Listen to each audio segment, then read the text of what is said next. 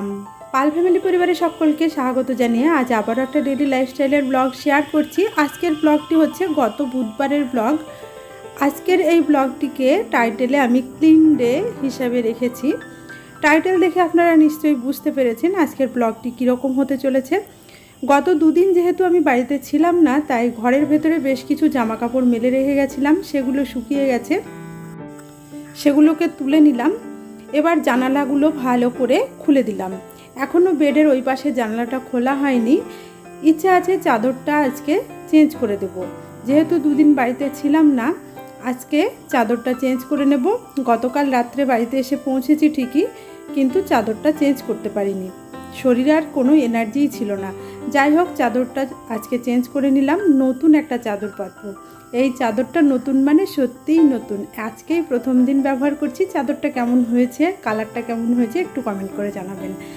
আর আজকের দিনটাকে clean day বলছি এই কারণে, আজকে বুধবার। দেখুন চাদরের কালারটা একেবারে ক্লোজ থেকে দেখালাম, কত সুন্দর হয়েছে বলুন তো।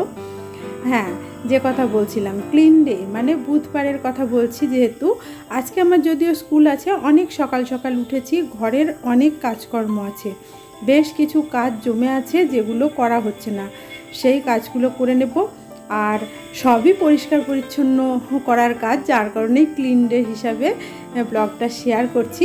প্রথমেই ওই জামা কাপড়গুলো গুছিয়ে নিচ্ছি। এটা আমার কুর্তি, এই কুর্তিটা আমি কেচে দড়িতে মেলে রেখে গেছিলাম, শুকিয়ে গেছে।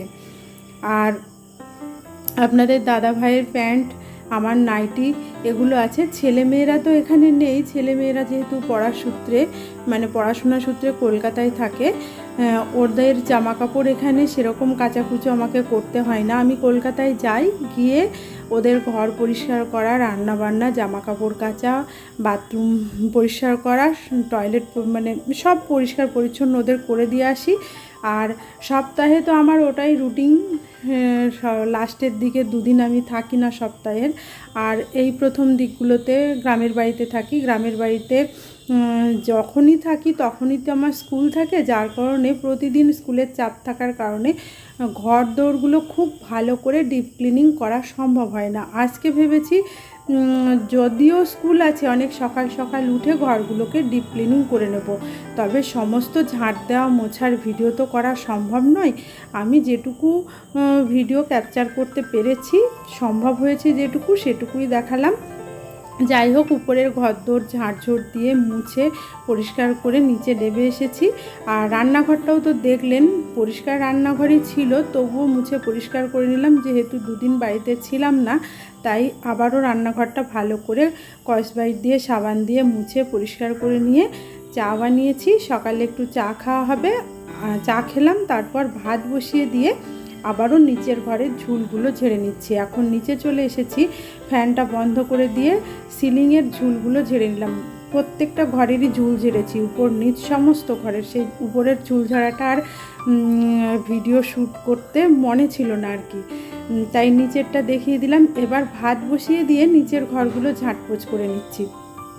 আজকে তো ক্লিন ডে নাম দিয়েছি, ঝাঁটপোছি তো দেখাবো, আর কি দেখাবো বলুন। অনেকে হয়তো ভাববেন যে সেই তো ব্লগের শুরুর থেকে ঘর মোছা আর ঝাঁট দেওয়া দেখাচ্ছে না, আর কি কিছু আপনি করেন না? না গো, আমার এই দিনটা এরকমই কাটে। মানে গত রবিবার আমার চলে আসার কথা ছিল, আসতে পারিনি। বললাম না, স্ট্যান্ড ফ্যান পড়ে গিয়ে পায়ে লেগেছে, যার কারণে আসতে পারিনি বলে ঘর আর যেন আরও বেশি নোংরা হয়ে গেছে। দেখলেন তো, মাছ কেটে নিয়েছি, সবজি কেটে নিয়েছি, ভাতও হয়ে গেছে। এখন শিল নোড়াটা ভালো করে সাবান দিয়ে ধুয়ে নিলাম।